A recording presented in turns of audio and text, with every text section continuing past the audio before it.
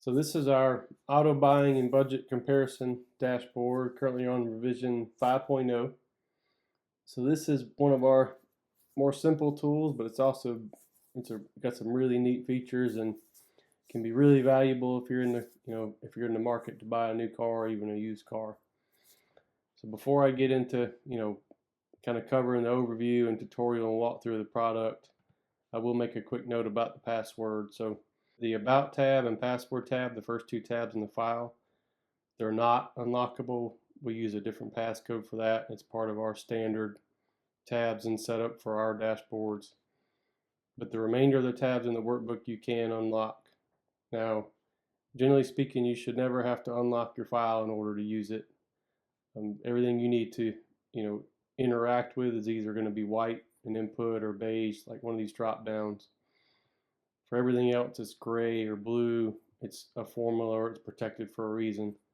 But we know people do like to change colors and formatting, and you can use a passcode for that. In addition to that, we do now have a short 2-minute video on our YouTube page. Oops, I'll stop that. The short 2-minute video on our YouTube page that'll walk you through, real quick, if actually using the passcode and walk you through how to unlock the tabs, if you're interested in doing so. So with this dashboard, with this whole setup, we'll kind of walk. So with this dashboard, I'll go step by step, but in general, you can start here on the dashboard and we'll kind of go from there. I've already got some tabs that are populating and pulling information in, but we'll go kind of step by step. So from the dashboard, you can set your currency. It's currently set up for 4 different ones, depending on where you're at in the world. And then you can note your current monthly take-home pay. You don't have to put this in here, but it does add some value once you get into, kind of populating one of the vehicle tabs. It'll give you your percentage of take-home, which you may find valuable or may not. But the essence of this tool and what makes it really neat is, if you're in the market for a new vehicle or used, or you want to compare new versus used or whatever, this will, once you populate these tabs, you can have up to 10, or actually 8. No, 10. 10 is correct. So 2 current vehicles. So you can, if you got 2 current that you're reviewing, and you want to compare that to, okay, let's compare 8 new vehicles, then it'll give you that total cost. And what it'll do is it'll break it down into a monthly cost. So this is above just a monthly payment. This is the total cost of the vehicle, what it's costing you to own it per month. And then it'll break it down into a daily cost. And sometimes it can be really eye-opening when you're looking at a new vehicle versus used, or your current one that may be paid off, and you're looking at a new one and you're like, whoa, that's cost me a lot, every day, much more than it really looks at face value, especially if you're just looking at payment. So how you're going to set this up is, again, you've got 2 current tabs, and the difference between, from a overall setup, the difference between the 2 current and the auto really comes down to the financing. So for current, we've got it's just a slightly different setup on that portion, and everything else is basically identical. So we'll go through one of the current tabs first. So you're going to only fill out the white boxes, the rest is automatic. So first you can list your current auto, you can list a brief name. So it says Toyota Camry, and this is going to populate in the header. If you've got financing, you can list your financing. So on the current tab, we're not going to worry about calculating the financing. You just tell us, in this case, what the monthly payment is. The rest of it doesn't matter. So you just look at monthly payment for financing. What's your insurance cost every month? And we'll spit out an annual cost. What are your property taxes on the vehicle annually?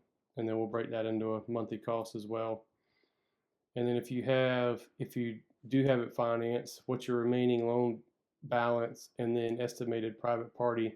And that's just going to spit out an equity. Again, this is a little bit extra. It doesn't really play into the math on this dashboard, but it will go back to that. It just adds a little bit of additional value if you're comparing one vehicle to the next and you're going through, in this case, it would show, hey, if you're buying a new vehicle, what am I going to be able to pay for it? If I look up the private party, so you're going to start in the hole $3,000. That's a nice quick assessment you can do. So once you get past property taxes, you'll then go into fuel. So what's the vehicle going to get in miles per gallon? How many miles you're going to drive it per month? You've got current cost, so unit, gallon, liter. We know some people, from Europe like to use this, and I've had questions, hey, can you change that from gallons to liters? Or the math is going to work out the same. Just put your current cost per unit, whatever that unit is, if it's gallons, it's liters, etc. And then it'll spit out your monthly and then annual fuel cost. And then on maintenance, so for maintenance, what's your cost per oil change? And because you provided your actual miles you're going to drive a month, your cost per oil change, and then miles per oil change, and it's going to spit out an annual cost just for oil changes. And then you've got one other bucket where you can drop estimated annual maintenance. So, you can generally go online and Google, hey, what's the average maintenance cost per year on this vehicle that you're looking at? It'll give you a number. I can't say how accurate those numbers are, but if you're just comparing one vehicle to the next, generally speaking, they're probably fairly accurate. And you can use that and plug that in here, and it'll give you your maintenance cost for owning that vehicle. Generally on a new vehicle, this is going to be a really low number. But if you're looking at used vehicles, this is going to be something that could be quite different. So again, that's current. And then for new, again, everything's identical. It's a completely same exact setup, except up here in financing, you'll be able to plug in how much you plan to borrow, and then the APR, and then the loan term, and then it'll spit out what your payment's going to be monthly, and then the annual payment cost. So those are the two different, because you already know your payment value, and this is your forward-looking, hey, I may finance, and what's that finance going to look like? Now, in this case, if you're paying cash, you could simply put a 0 in for amount financed, and it'll just drop that value out. So we'll put that back. So for every vehicle, you're going to get a summary up top, and you're going to see vehicle cost per year, vehicle cost per month, and then vehicle cost per day. And again, percent of monthly take-home pay, which in this case would be 20%. And that's a pretty large number. So, that's a pretty high dollar, if you're looking at near $700 per month total cost. Remember, that's all your cost added in. And let me show you something. So your monthly payment in this case was $386. But by the time I add in insurance, property taxes, fuel, and everything else to upkeep the car, I went from $386 to just have it in the driveway. It's really going to cost me almost $700 a month to have and use that vehicle. And in this case, the take-home pay was $3,500 a month, so that's a fairly large percentage of your take-home pay. And what you end up with after plugging all your vehicles, so let's do this real quick. So if you want to add another vehicle, it's really, really simple. So you come in, you can right-click on any tab that's pretty close, just pick one. So you'll go right-click, hit Move or Copy.